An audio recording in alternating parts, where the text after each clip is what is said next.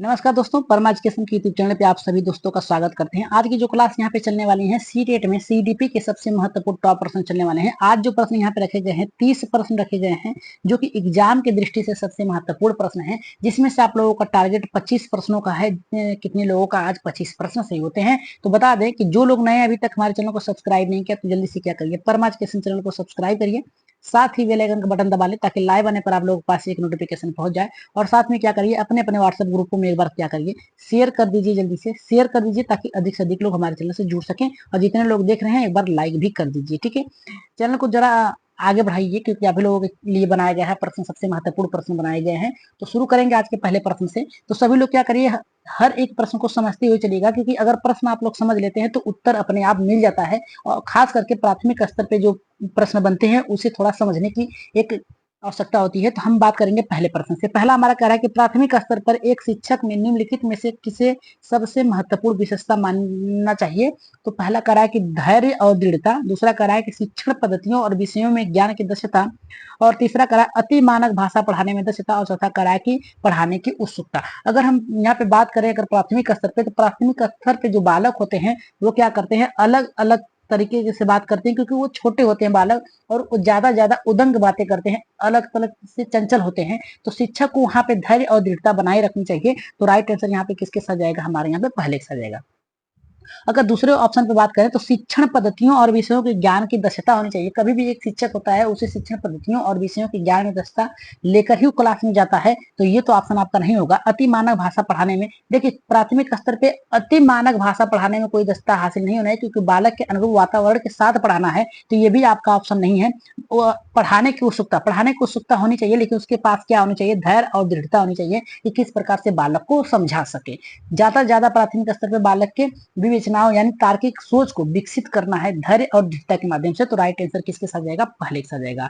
ठीक है, आगे बढ़ते हैं दूसरे प्रश्न पे। देखिए दूसरा प्रश्न बहुत ही अच्छा है। यहाँ पे दूसरा प्रश्न हमारा ये करा कि एक शिक्षक अपने लोकतांत्रिक स्वभाव के कारण विद्यार्थियों को पूरी कक्षा में कहीं भी बैठने की अनुमति देता है। कुछ शिक्षार्थी एक साथ बैठते हैं और चर्चा करते हैं, समूह समूह का यहाँ पठन करते हैं, चुपचाप बैठकर अपने आप पढ़ते हैं, और एक अभिभावक को यह पसंद नहीं है।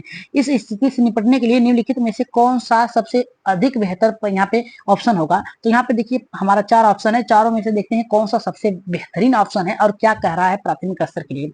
पहला देखिए हमारा ये कह रहा है कि अभिभावकों को प्रधानाचार्य से अनुरोध करना चाहिए कि उन्हें बच्चों को अनुभाग बदल दे, मतलब क्या है, उनकी क्लास बदल दे। तो ये तो आपका गलत है। दूसरा कह रहा है कि अभिभावकों को शिक्षक पर विश्वास व्यक्त करना चाहिए और शिक्षक के साथ समस्या पर चर्चा करनी चाहिए। जहां पर भी समस्या की चर्चा की बात करी जाए वहां पर वो ऑप्शन आपका पहले ही सही होगा, हमें आगे बढ़ने की जरूरत नहीं है, क्योंकि हमारा राइट आंसर किसके साथ जाएगा, दूसरे के साथ जाएगा। ठीक है, आगे बढ़ते हैं यहाँ पे तीसरे प्रश्न पे। तीसरा प्रश्न हम लोग देखते हैं क्या कर रहा है तीसरा प्रश्न देखिए अच्छा है।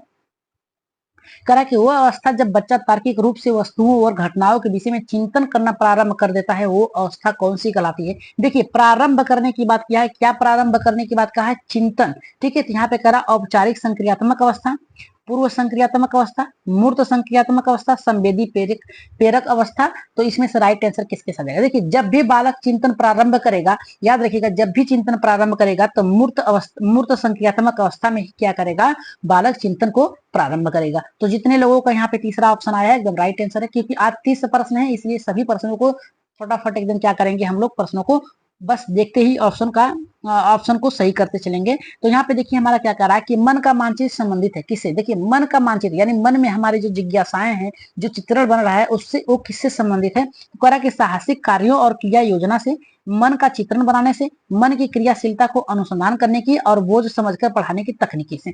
तो राइट आंसर यहाँ पे चौथे का किसके साथ जाएगा। देखिए यहाँ पे क्या कह रहा है कि मन का मानचित्र, मन में जितनी भी कौतूहल होते हैं, प्राथमिक स्तर जो बालक होता है उसके मन में क्या चल रहा है, वो किससे संबंधित है।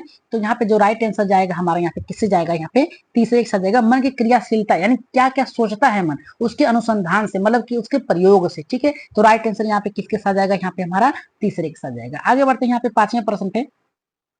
देखिए पांचवा प्रश्न क्या कह रहा है हमारा, पांचवा प्रश्न ये हमारा कह रहा है कि विशेष रूप से प्राथमिक स्तर पे, याद रखिएगा किसकी बात किया है, विशेष रूप से बात किया है। तो प्राथमिक स्तर के विद्यार्थियों की सीखने संबंधी समस्याओं को संबोधित करने का सबसे बेहतर तरीका कौन सा है। तो पहला हमारा देखिए क्या कह रहा है यहाँ पे, महंगी और चमकदार चमकदार यहाँ पे सहायक सामग्री का प्रयोग करना, सरल रोचक पाठ्यक्रमों का प्रयोग करना, यहाँ पे पाठ्य पुस्तकों का प्रयोग करना, और तीसरा करा कि कहानी कथन पद्धति का प्रयोग करना, चौथा करा कि क्षमता के अनुरूप विभिन्न शिक्षण पर। देखिए हमने आप लोगों को एक ट्रिक बताया था, जहां पर भी विभिन्न प्रकार की यहाँ पे बात किया जाए वो ऑप्शन आपका सही होगा, क्योंकि विभिन्न शिक्षण पद्धतियों की यानी जिस बालक को जैसी शिक्षण पद्धतियों की आवश्यकता है उसके अनुरूप क्या करना है, उसे पढ़ाना, ठीक है, उसके अनुसार पढ़ाना है। तो महंगे और चमकदार तो गलत है, सरल रोचक भी गलत आपका है, कहानी कथन की पद्धति का प्रयोग करना ये भी गलत है। राइट आंसर यहाँ पे किसके साथ जाएगा हमारा? देखिए प्राथमिक स्तर पर अगर विभिन्न क्षमता पद्धति नहीं होती तो हमारा तीसरा ऑप्शन सही होता है, कहानी कथन पद्धति। लेकिन यहाँ पे अगर हमारा चौथा विभिन्न शिक्षण पद्धतियों के प्रयोग की बात किया है तो राइट आंसर किसके साथ जाएगा हमारा? यहाँ पे चौथे के साथ जाएगा। ठीक है,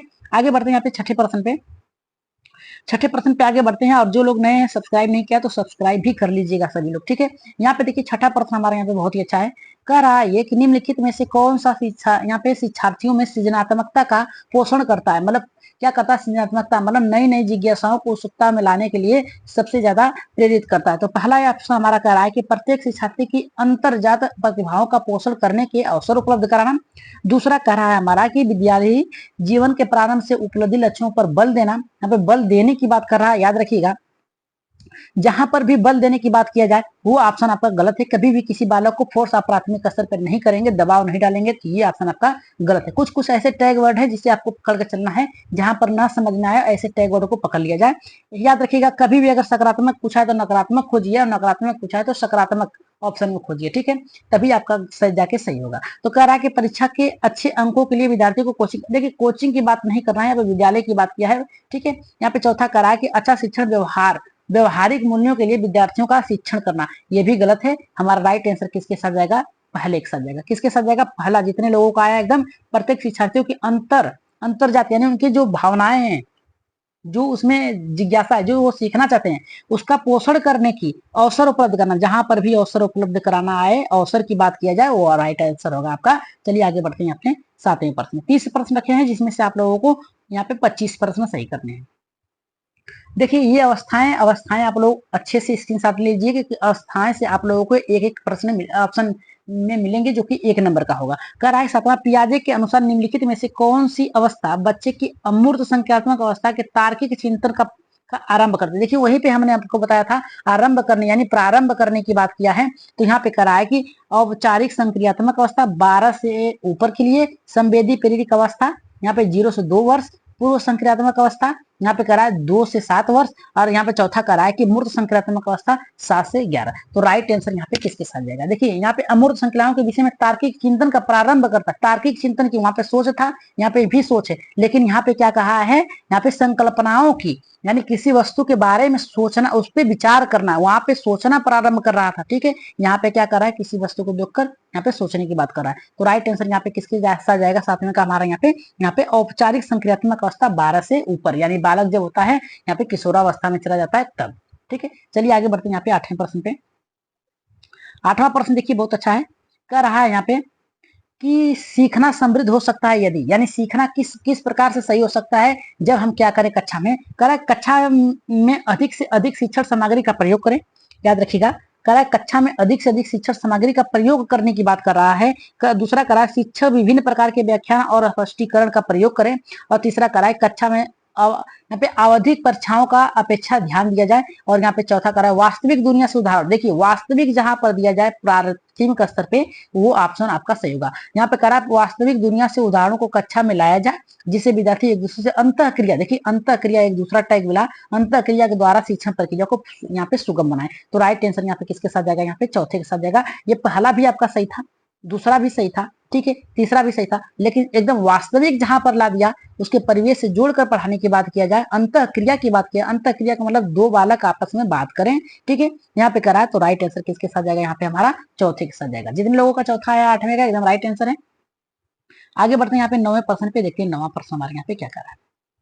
देखिए 9वां प्रश्न हमारे यहाँ पे ये करा है कि निम्नलिखित में से कौन सा कथन सीखने की प्रक्रिया की विशेषता नहीं मानना चाहिए, यानी कौन सा ऐसी प्रक्रिया है जो सीखने के कथन में नहीं सही होना चाहिए? पहला करा है कि यहाँ पे सीखना एक व्यापक प्रक्रिया है।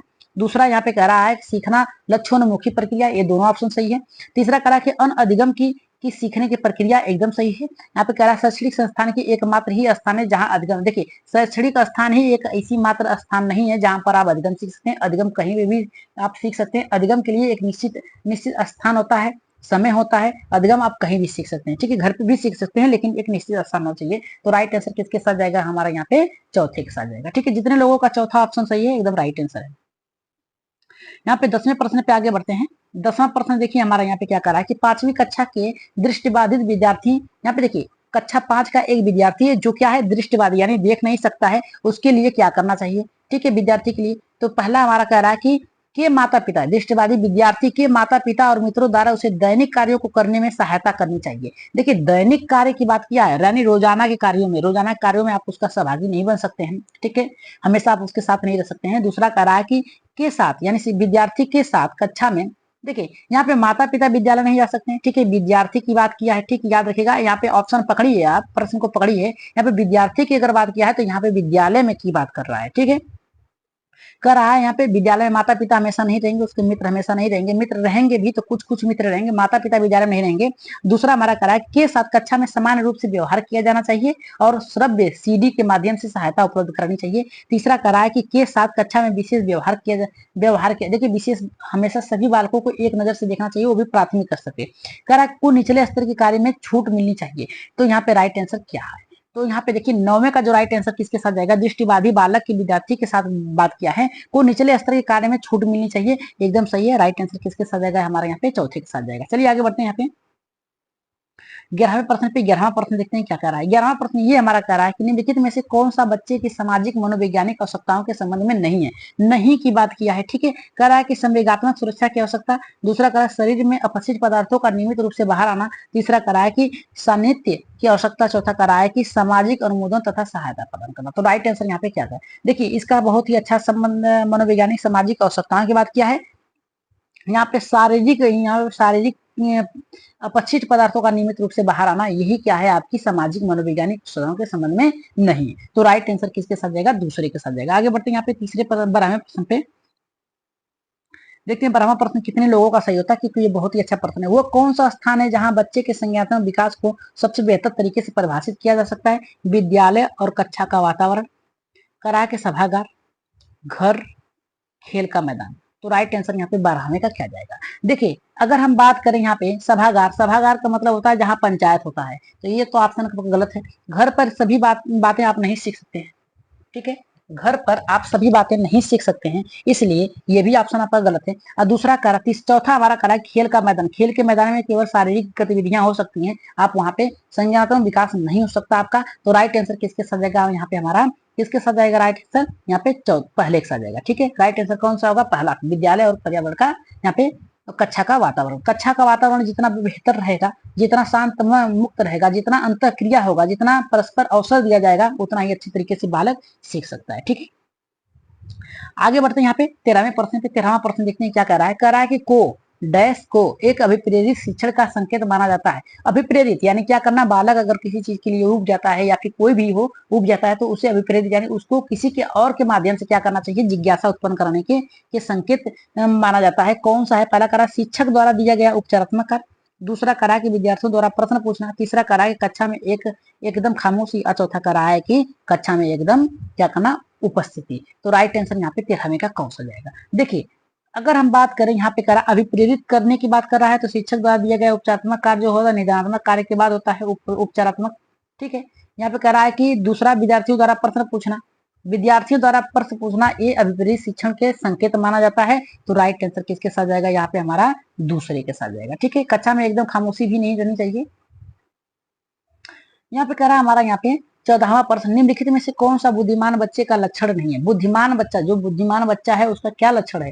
पहला कह रहा है कि वह जो प्रभावपूर्ण उचित तरीके से संप्रेषण करने की क्षमता रखता है। देखिए प्रभावपूर्ण यानी कब किस चीज की आवश्यकता हो, किस तरीके से किसी चीज को भेजना है। संप्रेषण मतलब होता है भेजना, अपने बातों को किसके माध्यम से आप भेज रहे हैं, ठीक है, क्षमता। दूसरा कह रहा है कि वह तो अमूर्त रूप से सोचता है, वह जो अमूर्त रूप से मतलब किसी भी चीज को चिंतन करता है। और तीसरा कह रहा है कि वह जो नए परिवेश में स्वयं को समायोजित कर सकता है, मतलब नया परिवेश वहां पे अपने आप को ढाल ले। और चौथा कह रहा है कि वह जो लंबे निबंधों को बहुत जल्दी रटने की क्षमता रखता है। देखिए बहुत जल्दी क्षमता रटने की बात कर रहा है, ठीक है, तो राइट आंसर यहाँ पे किसके साथ जाएगा, यहाँ पे चौथे की बात कर रहा है। रटन विद्या से आपको दूर करना है, तो राइट आंसर किसके साथ जाएगा, यहाँ पे हमारा चौथे के साथ जाएगा। किसके साथ जाएगा, यहाँ पे राइट आंसर जो होगा हमारा यहाँ पे चौथा होगा। ठीक, आगे बढ़ते हैं अपने 15वें प्रश्न पे।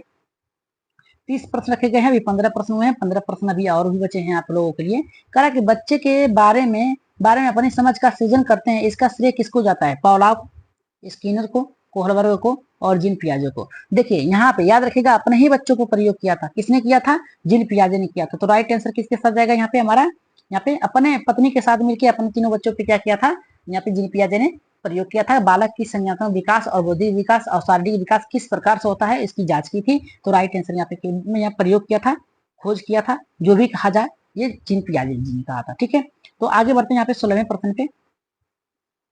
16वां प्रश्न देखते हैं क्या करा है। 16वां प्रश्न ये हमारा करा है कि कृतिका अक्सर घर से ज्यादा बात नहीं, घर पर ज्यादा बात नहीं करती है, लेकिन विद्यालय में वो काफी बात करती है। यह दर्शाता है कि पहला का शिक्षकों की मांग होती है कि बच्चे विद्यालय में खूब बात करें। ये तो ऑप्शन आपको गलत है, ठीक है, ये ऑप्शन आपका गलत है। दूसरा करा है कि कृतिका को अपना घर बिल्कुल पसंद नहीं, सभी को अपना घर पसंद आता है। ये ऑप्शन भी गलत आपका है। करा उसके विचारों को विद्यालय मान्यता मिलती है, एकदम राइट आंसर है। विद्यालय हर समय बच्चों को खूब खूब बात करने का अवसर देता है, गलत है। खूब बात करने का अवसर है, लेकिन खूब बात करने की नहीं, पढ़ने की, अंतक्रिया की। ठीक है, राइट आंसर किसके साथ जाएगा, यहाँ पे हमारा, यहाँ पे तीसरे के साथ जाएगा। जितने लोगों का तीसरा ऑप्शन आया है एकदम राइट आंसर है। ठीक है, आगे बढ़ते हैं यहाँ पे 17वें प्रश्न पे। 17वां प्रश्न देखते हैं क्या कह रहा है। 17वां प्रश्न हमारा ये कह रहा है कि एक शिक्षक को अपने विद्यार्थियों को की क्षमता को समझ का प्रयास करना चाहिए। निम्नलिखित में से कौन सा यहाँ पे क्षेत्र इस उद्देश्य के साथ संबंध है। पहला करा है कि सामाजिक दर्शन, दूसरा करा मीडिया मनोविज्ञान, तीसरा करा है शिक्षा मनोविज्ञान, चौथा करा है कि शिक्षा समाजशास्त्र। तो राइट आंसर यहाँ पे कौन सा राइट होगा। यहाँ पे देखिए 17वां करा है कि एक शिक्षक को अपने विद्यार्थी की क्षमताओं को समझने का प्रयास करना चाहिए। ठीक है, निम्नलिखित में से कौन सा क्षेत्र उद्देश्य के साथ संबंध है, यानी किस संबंध के साथ उसका नाता है। राइट आंसर किसके साथ जाएगा, तो देखिए 17वां का जो राइट आंसर जाएगा शिक्षा मनोविज्ञान के। ठीक है, राइट आंसर किसके साथ जाएगा, विद्यालय की बात कर रहा है तो शिक्षा की बात किया जाएगा। ठीक है, यहाँ पे सोच की बात कर रहा है, समझ की बात कर रहा है तो मनोविज्ञान पे जाएगा। तो राइट आंसर यहाँ पे किसके साथ जाएगा, तीसरे के साथ जाएगा। आगे बढ़ते हैं यहाँ पे 18वें प्रश्न पे। 18वां प्रश्न ये करा कि सीखने की प्रक्रिया में अभिप्रेरणा है। पहला हमारा करा है कि पिछले सीखे हुए को नए अधिगम से अलग करती है। दूसरा करा है कि शिक्षार्थियों को एक दिशा में सोचने के योग्य बनाती है, और तीसरा करा शिक्षार्थियों में सीखने के प्रति रुचि का विकास करती है, और चौथा करा कि शिक्षार्थियों की स्मरण शक्ति को पैना करती है। तो राइट आंसर यहाँ पे कौन सा होगा, राइट आंसर यहाँ पे 18वें का कौन सा जाएगा। देखिए यहाँ पे करा सीखने की प्रक्रिया में अभिप्रेरणा मतलब क्या होती है, अंदर जो उसकी जिज्ञासा उसको और जगाना। ठीक है, यानी कोई चीज है वो सीख नहीं पा रहा तो उसे अभिप्रेरित करना। तो राइट आंसर यहाँ पे जो जाएगा हमारे यहाँ पे 18वें का, ये तीसरे के साथ जाएगा। किसके साथ जाएगा, शिक्षार्थियों के सीखने के प्रति रुचि की बात किया है। ये सब टैग वर्ड है, आप लोगों को जल्द ही टैग वर्ड चलाए जाएंगे। तो राइट आंसर किसके साथ जाएगा, यहाँ पे तीसरे के साथ जाएगा। ठीक है, जल्द ही टैग वर्ड आप लोगों का चलेगा। यहाँ पे देखिए क्या कर रहा है, 19वां प्रश्न कर रहा है हमारा। 19वां प्रश्न 19वां प्रश्न ये करा, शिक्षा के क्षेत्र में पाठचर्या शब्दावली डैश की ओर संकेत करती है। किसकी ओर संकेत करती है, विद्यालय का संपूर्ण कार्यक्रम जिसमें विद्यार्थी प्रतिदिन अनुभव प्राप्त करता है। ये एकदम ऑप्शन सही हमको लग रहा है। कह रहा है कि मूल्यांकन प्रक्रिया, रोज रोज आप मूल्यांकन नहीं कर सकते हैं। कह रहा है कक्षा में प्रयुक्त की जाने वाली पाठ सामग्री तो सही है, लेकिन कक्षा में प्रयुक्त की जाने वाली पाठ सामग्री की बात नहीं है। यहाँ पे उसकी शिक्षण से बात किया है, शिक्षा से बात किया है, तो ये भी ऑप्शन आपका गलत है। कह रहा है कि शिक्षा पद्धति में पढ़ाई जाने वाली विषय वस्तु, ये भी आपका गलत है। राइट आंसर किसके साथ जाएगा, पहले के साथ जाएगा। किसके साथ जाएगा, पहले के साथ जाएगा। विद्यालय का संपूर्ण कार्यक्रम, संपूर्ण मतलब सबको शामिल करना, विद्यार्थी को प्रतिदिन अनुभव प्राप्त करना, यानी क्या, रोज सीख रहा है। ठीक है, तो राइट आंसर किसके साथ जाएगा, 19वां का पहले के साथ जाएगा। आगे बढ़ते हैं यहाँ पे 20वें प्रश्न पे। 20वां प्रश्न बहुत ही अच्छा है। निचली कक्षाओं में शिक्षण की खेल पद्धति मूल रूप से आधारित है, किससे आधारित है। पहला करा शिक्षण पद्धति के सिद्धांतों पर, दूसरा करा है विकास एवं वृद्धि के मनोविज्ञान सिद्धांत पर, तीसरा करा है कि शिक्षण के समाज शास्त्रीय सिद्धांत पर, और चौथा करा है शारीरिक शिक्षण कार्यक्रम के सिद्धांत पर। तो यहाँ पे निचली कक्षाओं यानी 1 से 5 की बात कर रहा है। ठीक है, 1 से 5 की बात कर रहा है, तो शिक्षण पद्धति के सिद्धांतों पर, विकास एवं वृद्धि के मनोविज्ञानिक शिक्षण समाज शास्त्रीय विज्ञान पे, शारीरिक कार्यक्रमों के सिद्धांत पे। तो यहाँ पे 20वें का जो राइट आंसर जाएगा किसके साथ जाएगा, यहाँ पे दूसरे के साथ जाएगा। किसके साथ जाएगा, दूसरे के साथ जाएगा। यहाँ पे विकास एवं वृद्धि यानी दोनों एक साथ होती है, मनोविज्ञान के सिद्धांत पर आधारित है। तो आगे बढ़ते हैं यहाँ पे 21वें प्रश्न पे। 21वां प्रश्न हमारा ये करा है कि एक बच्चा अतीत की समान परिस्थितियों में कई की गई अनुक्रियाओं के आधार पर नई स्थिति के साथ यहाँ पे अनुक्रिया करती है, इसके ये किससे संबंधित है? पहला करा सीखने का प्रभाव नियम, करा सीखने की अभिवृत्ति नियम, यहाँ पे सीखने का तत्परता नियम, चौथा करा है कि सीखने का सादृश्य, यहाँ पे सादृश्यता नियम। तो राइट आंसर यहाँ पे किसके साथ जाएगा? ये किसमें का राइट आंसर देखते हैं किसके साथ जाएगा। यहाँ पे करा कि समान परिस्थिति, यहाँ परिस्थितियों में यानी एक समान परिस्थिति जो है की गई अनुक्रिया, मतलब जो जो वो सीखा है वही आगे भी सीखना है, इसलिए समान परिस्थितियों में बात किया है। अनुक्रिया, अनुक्रिया मतलब दोबारा के आधार पर की गई कार्यों की बात कर रहा है। तो राइट आंसर यहाँ पे किसमें का जो जाएगा? यहाँ पे सीखने के सादृश्यता का नियम होगा ये। राइट आंसर किसके साथ जाएगा? यहाँ पे प्रभाव का मतलब होता है किसी को देखकर फिर क्रिया करना, अभिवृत्ति का मतलब होता है दोहराना, तत्परता का मतलब होता है लगे रहना, ठीक है। लेकिन यहाँ पे सीखने के सादृश्यता का नियम यहाँ होगा ये नई क्रिया को आगे वाली क्रिया के साथ जोड़कर करना, ठीक है। चौथा एकदम राइट आंसर है। आगे बढ़ते हैं। यहाँ पे बात करेंगे 22वें प्रश्न। क्या प्रतिभाशाली होने का संकेत नहीं है? प्रतिभाशाली जो बच्चा है उसके संकेत होने का कौन सा कारण नहीं है? यहाँ पे दूसरे के साथ झगड़ना, अभिव्यक्ति में नवीनता, जिज्ञासा, सृजनात्मक विचार। तो राइट आंसर यहाँ पे 22वें का क्या जाएगा? देखिए ये भी है, जिज्ञासा भी है, सृजनात्मक भी है, अभिव्यक्ति के साथ नवीनता भी है, याद रखिएगा। लेकिन दूसरे के साथ झगड़ना यही कार्य नहीं है। राइट आंसर जो जाएगा 22वें का पहले के साथ जाएगा। आगे बढ़ते हैं यहाँ पे 23वें प्रश्न पे। 23वां प्रश्न देखते हैं क्या करा कि विशेष आवश्यकता वाले बच्चों को शिक्षा उपलब्ध कराई जानी चाहिए। यहाँ पे करा है विशेष विद्यालयों में विशेष बच्चों के साथ विकसित, यहाँ पे विकसित पद्धतियों के साथ। दूसरा करा है कि विशेष विद्यालयों में यहाँ पे करा, तीसरा करा है विशेष विद्यालयों में शिक्षकों द्वारा। चौथा करा है कि अन्य सामान्य बच्चों के साथ ही कराना चाहिए। विशेष बच्चे का मतलब वही होगा कि जो बालक क्या है, कोई भरा है, कोई सुन नहीं सकता है, कोई देख नहीं सकता है, कोई गूंगा है, ऐसे बालकों के लिए बात किया है। तो 23वें का जो राइट आंसर किसके साथ जाएगा? अन्य समान बच्चों के साथ ही क्या करनी चाहिए? शिक्षा उपलब्ध करानी चाहिए, ताकि उसमें क्या है, घृणा की भावना न उत्पन्न हो। तो राइट आंसर यहाँ पे जो जाएगा यहाँ पे हमारा चौथे के साथ जाएगा, ठीक है।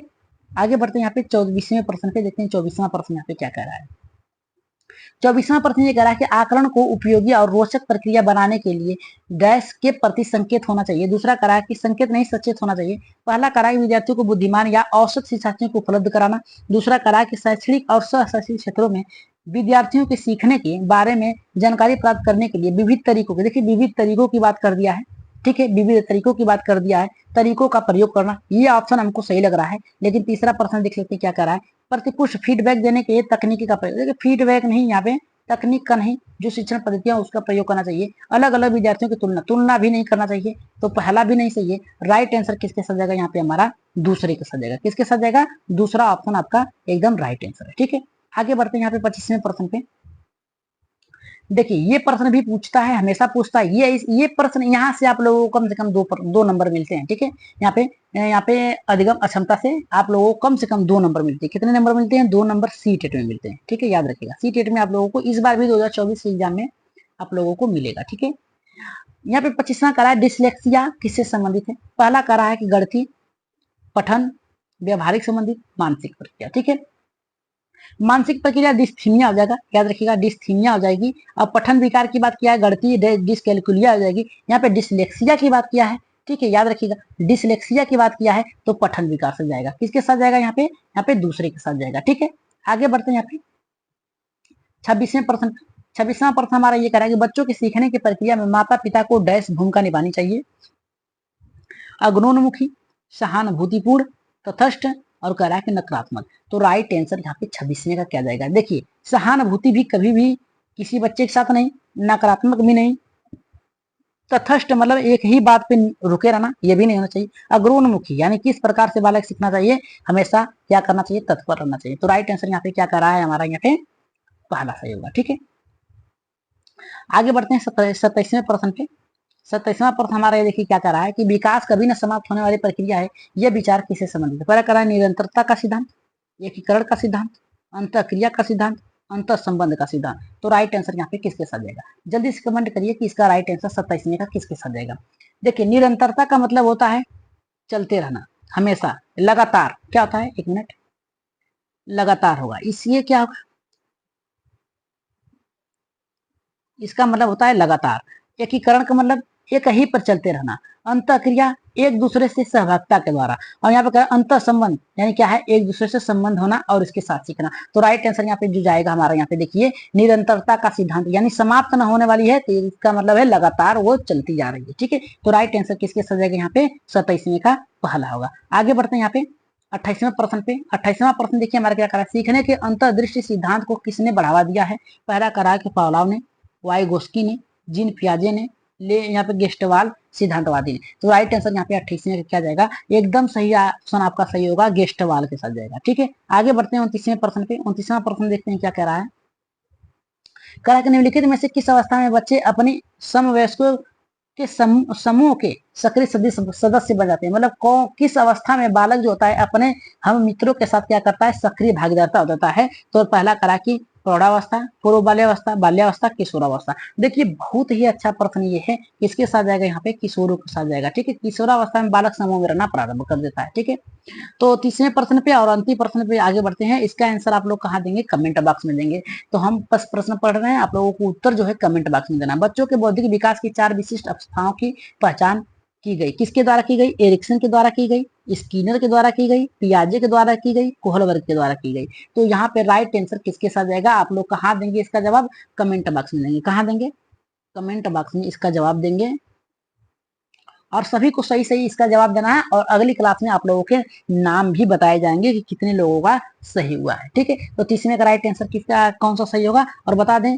क्लास खत्म होने से पहले कि जो लोग नए अभी तक सब्सक्राइब नहीं किया, तो एक बार क्या करिए, परमा एजुकेशन चैनल को सब्सक्राइब जरूर करिएगा और साथ में लाइक भी करिएगा। ठीक है, लाइक करते करते शेयर जाते जाते जरूर करिएगा। यहाँ पे क्या करिएगा, शेयर भी कर दीजिएगा। ठीक है, आप लोगों से निवेदन है, आप लोगों का चैनल है, आप लोग जितना भी आगे बढ़ाना चाहें बढ़ा सकते हैं। ठीक है, आप लोगों के भरोसे है चैनल, क्योंकि आप लोग ही क्या है, हमारे मार्गदर्शक भी बनते हैं। तो राइट आंसर यहाँ पे 30वें का जो जाएगा, आप लोग कमेंट बॉक्स में जरूर बता दीजिएगा। तो आज के प्रश्न आप लोग कैसे लगे, एक बार कमेंट बॉक्स में अपनी राय सुझाव मत जरूर दीजिएगा। ठीक है, तो आज के लिए इतना ही, धन्यवाद।